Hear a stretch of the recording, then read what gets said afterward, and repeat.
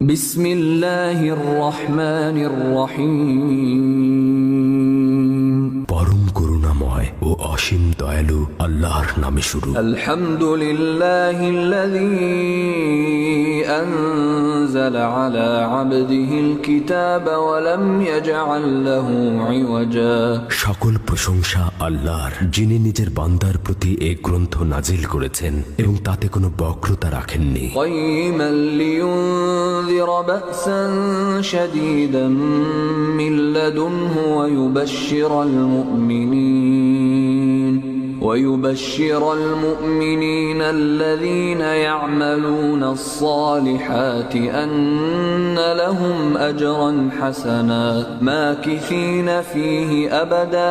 এটি সুপ্রতিষ্ঠিত করেছেন যাতে আল্লাহর পক্ষ থেকে ভীষণ বিপদে ভয় প্রদর্শন করেন এবং মুমিনদেরকে যারা সৎকর্ম সম্পাদন করেন তাদেরকে সুসংবাদ দান করেন যে তাদের জন্য উত্তম প্রতিদান রয়েছে, তাতে তারা চিরকাল অবস্থান করবে।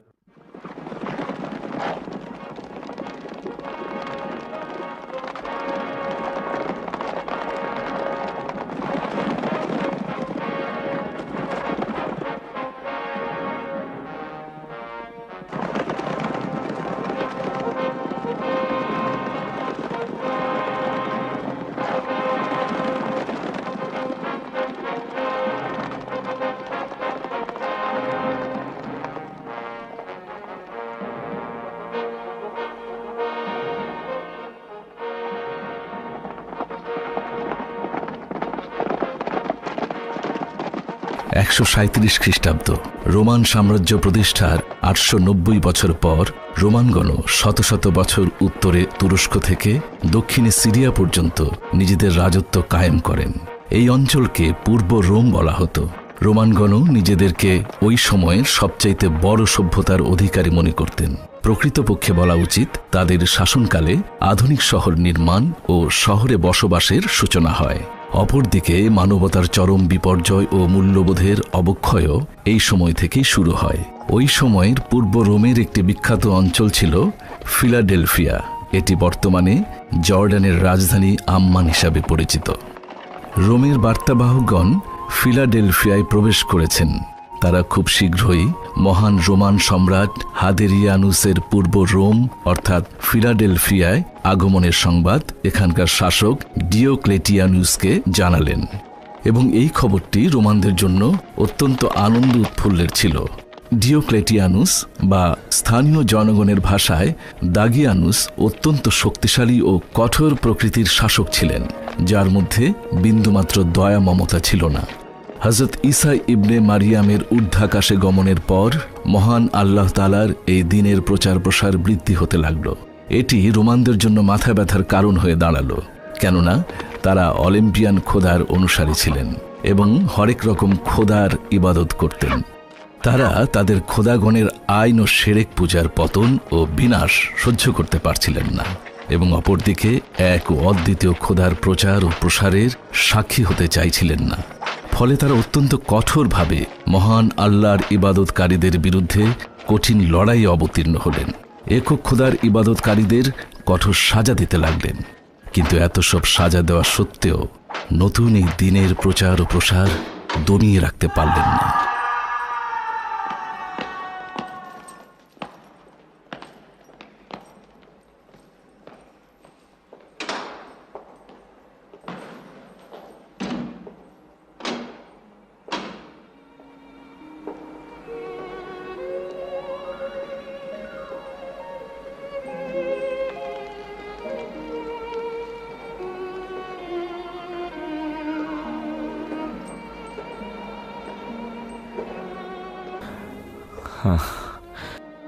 দেখ পলতুন, এটাই তোর জন্য সর্বশেষ সূর্যোদয়।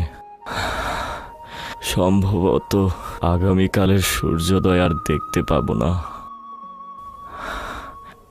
আজকেই সফরের সরঞ্জাম গুছিয়ে নিতে হবে। কিন্তু কোথায় সেই সফর? তোর পরওয়ারদিগারের রহমতের সান্নিধ্যে তার মানে এই দুশ্চিন্তার বেড়াজাল ছিন্ন করে তোর অনুগ্রহের কোলে ঠাঁই নেব। হে মেহেরবান দয়ালু, জানি তুমি মহানুভবতা দেখিয়েছ, এই তুচ্ছ বান্দাকে ক্ষমা করেছ, এই বেচারাকে তোমার রহমতের ছায়াতলে ঠাঁই দিয়েছ। আমি তো আসলে নিজেকে চিনি। এই সকল দয়ার প্রতিদানের লজ্জিত হওয়া ছাড়া আর কি করতে পারি? এখনো ঘুমাওনি পুলাতুন? খুব শীঘ্রই ঘুমিয়ে পড়ব, দীর্ঘ এক ঘুম, অতঃপর অনন্তকাল ধরে জেগে থাকা। পুলাতুন, আচ্ছা মৃত্যুর পরে যদি আবার জন্ম হয়, ও এত কষ্টভোগের পরেও যদি পুরস্কার পাওয়া না যায়, তবে কি হবে? তার মানে কি এই যে হাজার হাজার পয়গম্বরের ওয়াদা সত্যি হবে না? না না। পুলতনীয় সায়েন্তুস, চলো, দরজা খোলো, চলো।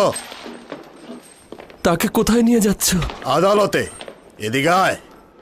প্লুটোনিয়াস, খোদা তোমার সহায় আছেন। খোদা তাআলার রহমত তোমার অপেক্ষায় আছেন। ভয় পেও না। এই থামো। খোদার উপর ভরসা রেখো। ভয় পেও না প্লুটোনিয়াস। তোমার ঈমানকে দুনিয়ার কাছে বিক্রি করে দিও না।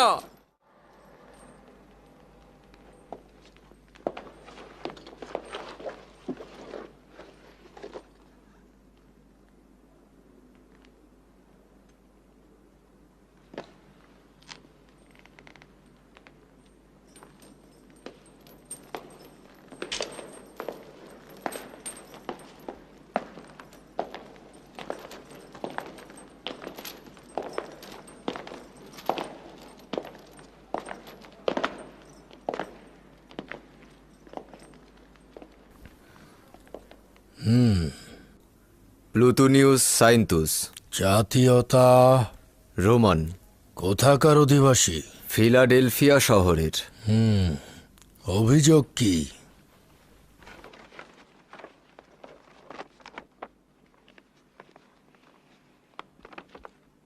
প্লুটোনিয়াস সায়েন্তুস, ওনার বিরুদ্ধে অভিযোগ হচ্ছে সে মহান সম্রাট হাদেরিয়ানুস ও অন্যান্য খোদাদের ভাস্কর্যের সম্মুখে তাজিম করেনি, এবং একই সাথে অভিযোগ হচ্ছে সে মহান সম্রাটের ভাস্কর্য ভাঙচুর করেছে। অতঃপর তওবা করার পরিবর্তে পরাক্রমশালী রোমান খোদা ও জুপিটারকে অস্বীকার করেছে, এবং একই সাথে তুচ্ছ ও গোলামদের দিন অর্থাৎ ঈসা মসিদের দিন সে গ্রহণ করেছে।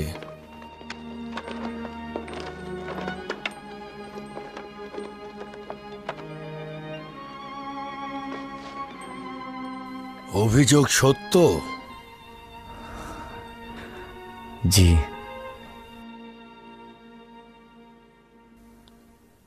তোর শাস্তি হবে মৃত্যু, আর সেটাও হবে সবচাইতে কঠিন ও নির্মম মৃত্যু।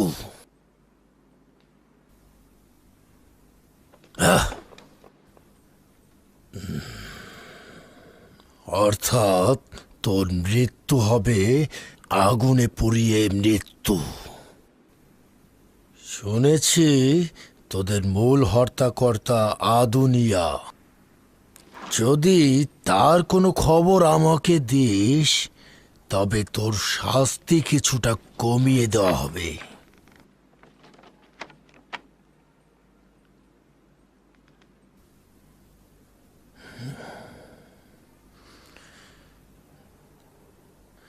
নির্বোধ!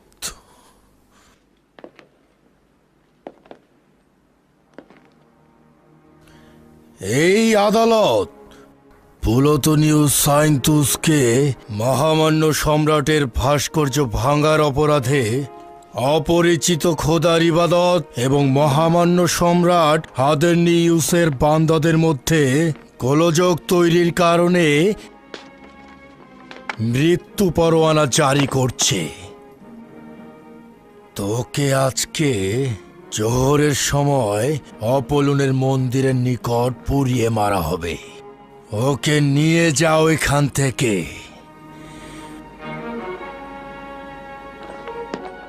নিয়ে যাও ওকে।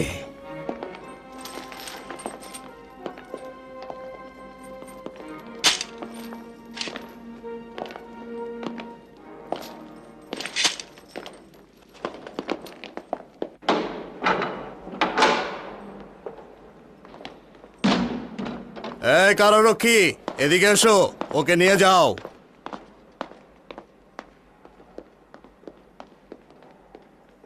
আয়।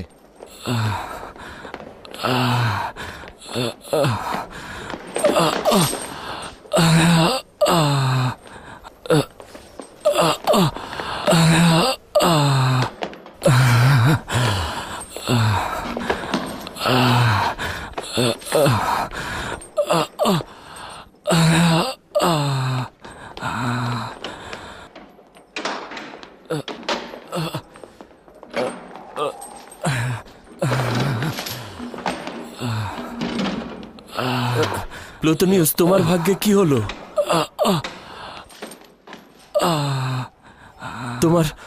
তোমার রায় কি হলো? আজ প্রজাপতির ন্যায় আগুনে পুড়ে মারা যাব। হ্যাঁ, আগুনে? আগুনে।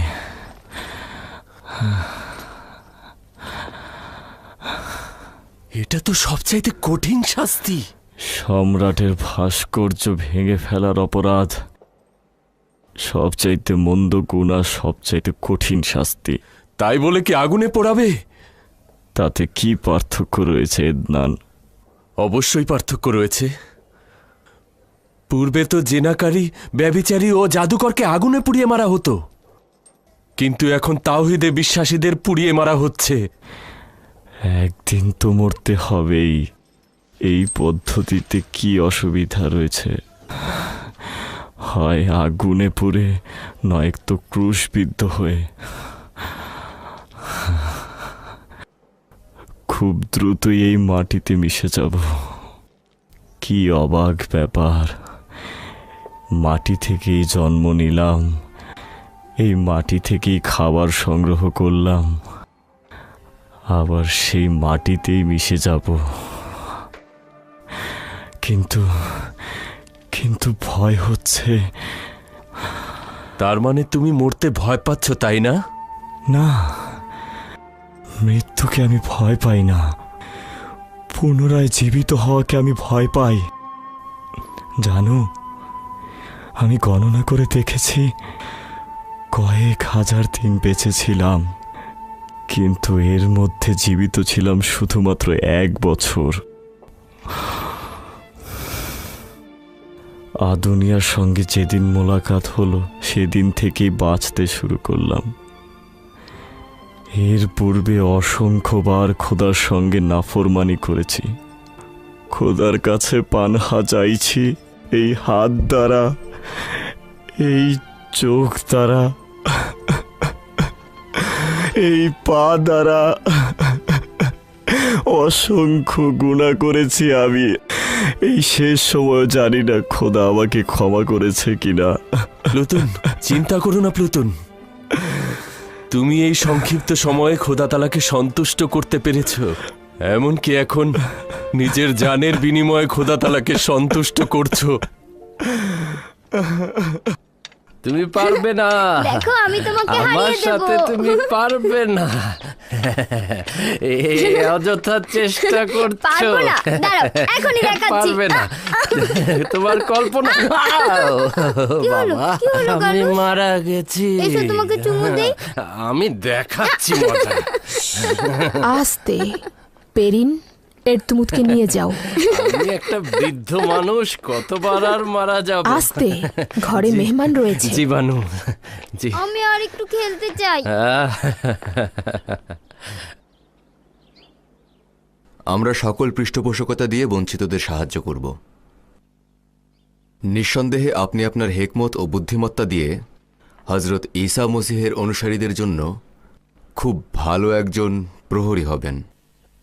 দ্বিতীয়ত, আপনি ডিওক্লেটিয়ানুসের জামাতা ও একই সাথে বানু হেলেনের পতি দেবতা হিসেবে রাজমহলে আপনার আধিপত্য বিস্তার করতে অবশ্যই সক্ষম হবেন। আলী জনাবান, আলী জনাব, রাজমহল থেকে সেনা কর্মকর্তা এসেছে। বলছে যে দাগিয়ানুসের পয়গাম এনেছে। আচ্ছা ঠিক আছে, ভেতরে নিয়ে এসো, যাও। জি। এখনো সঠিক উচ্চারণ করতে পারে না। ডিওক্লেটিয়ানুসকে বলে দাগিয়ানুস। শুভ সকাল আলী জনাব। শুভ সকাল জনাব ডিওক্লেটিয়ানুস আপনাদের সহ শহরের গণ্যমান্য ব্যক্তিদের রাজমহলে গুরুত্বপূর্ণ আলোচনার জন্য ডেকেছেন। ঠিক আছে। কোনো আদেশ রয়েছে? না, তুমি আসতে পারো। তার মানে কি এমন ঘটল? খুব দ্রুতই বোঝা যাবে। গালুস, আমার টমটম প্রস্তুত করো। জি। তোমরা রাজমহলের দিকে রওনা করো। আমি প্রথম সুযোগেই তোমাদের সঙ্গে মিলিত হব। চেষ্টা করবে যেন আমার অনুপস্থিতি বুঝতে না পারে।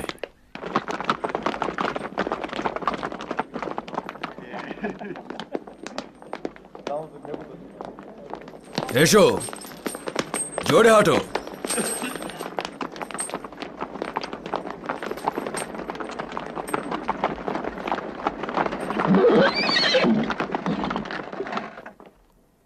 দরুদ আপনার উপরেও দরুদ। দেরি করলেন কেন? জানি না কেন ইয়াহুদি গণ্যমান্যদের খবর দেয়া হলো। অবশ্যই গুরুত্বপূর্ণ কোনো বিষয় রয়েছে। দরুদ আলী জনাব।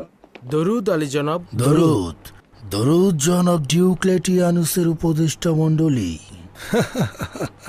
দরুদ আপনাদের। দরুদ বিচারপতি গায়ুস। ও জনাব বিচারপতি। দুঃখিত জনাব জুলিয়াস, আপনার সাথে আমার সামান্য কিছু কাজ রয়েছে। আসলে বেশ কিছু রায়ের বিবরণী পেশ করা প্রয়োজন।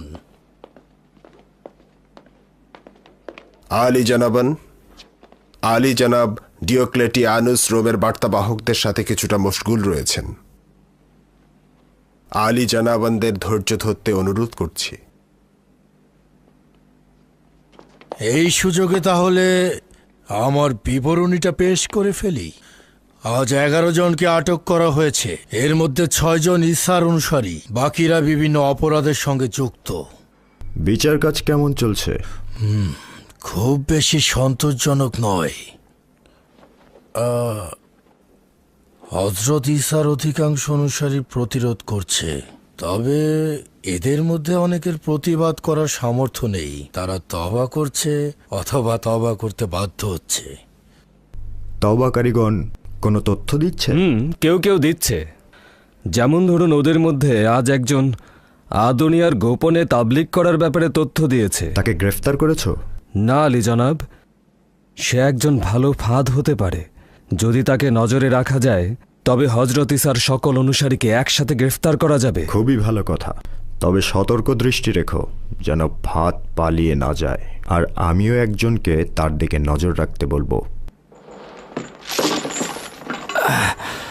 খোদা তাআলার উপর নিষ্ঠাবান থাকো। খোদা আমাদের সঙ্গে রয়েছে। আমাদের সালাম প্রিয় মওলা হযরত ঈসার নিকট পৌঁছে দিও। হ্যাঁ, পৌঁছে দিও। খোদা তোমার নিকট পানাহা চাইছি। সাহস রেখো, নিজের তালাশকে বৃথা যেতে দিও না। সাহস রেখো। খোদা আমাদের সঙ্গে রয়েছেন। হে খোদা, আমাদের ফরিয়াদ কবুল করুন। তাকে নিও না, তাকে ছেড়ে দাও। বাধা দাও পুলুতুন, পুলুতুন ছেড়ে দাও। ভয় পেও না পুলুতুন, খোদা তোমার সহায় রয়েছে। ভয় পেও না।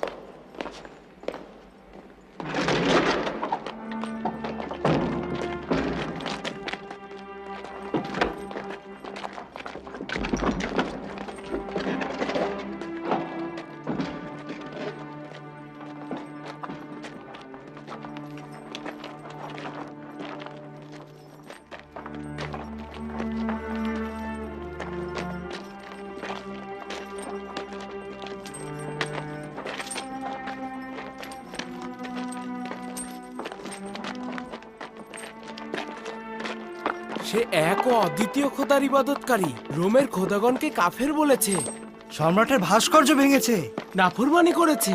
তাকে আগুনে পোড়ানো উচিত। হ্যাঁ, তাকে আগুনে পুড়িয়ে মারা উচিত। জলদি চলো, জলদি চলো।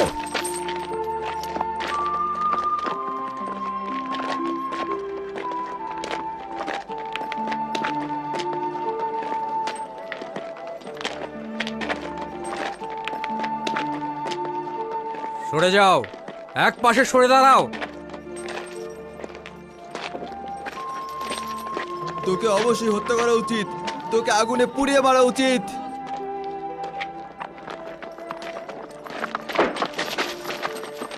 সরে যাও, এক পাশে সরে দাঁড়াও। যেতে দাও, যাও, সরো,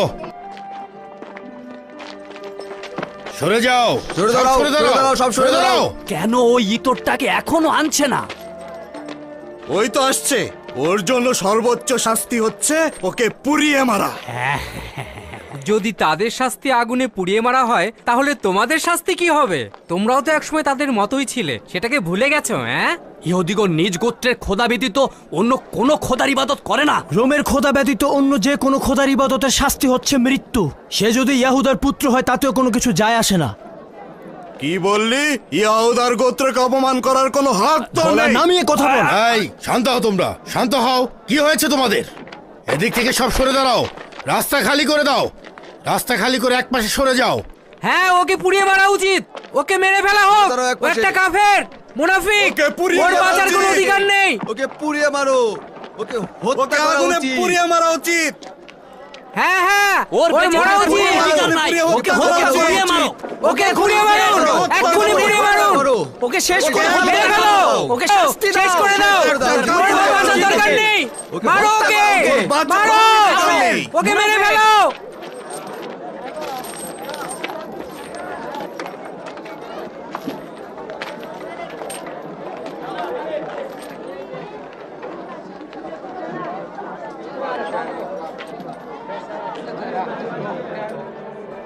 ও একজন খেয়ানতকারী।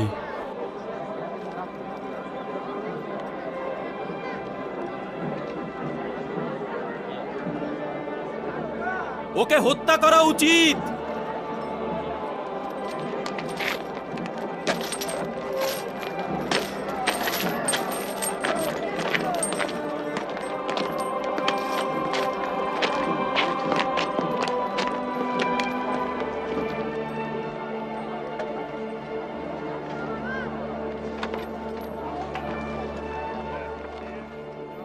সরে দাঁড়াও, সরে দাঁড়াও, এক পাশে সরে দাঁড়াও, যেতে দাও।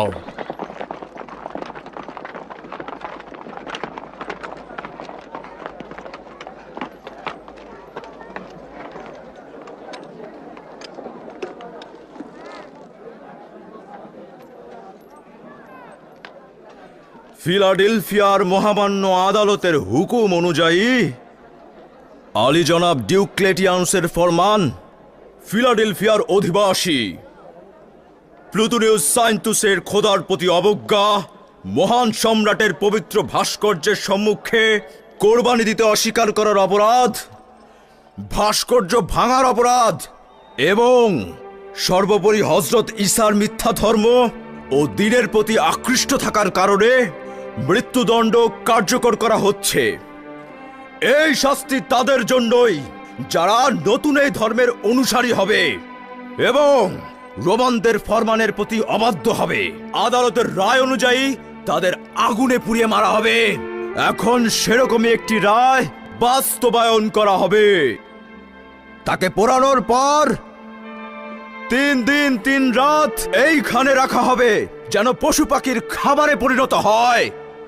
যারা রোমের শক্তিশালী খোদা ও মহামান্য সম্রাটের পবিত্র আইন মেনে চলবে না এবং হযরত ঈসার মিথ্যা দিনের পথে চলবে, তাদের জন্য এই মৃত্যু দৃষ্টান্তমূলক শিক্ষা হবে। মেরে ফেলো ওকে, ওকে মেরে ফেলো, ওকে আগুনে পুড়িয়ে মারো, ওকে মেরে ফেলো উচিত, ওকে পুড়িয়ে মারো উচিত, কাফিরকে মেরে ফেলো, ও জঘন্য কাজ করেছে, ওকে মেরে ফেলো, ওর শাস্তি মৃত্যুদণ্ড, হত্যা করো। শুরু করো।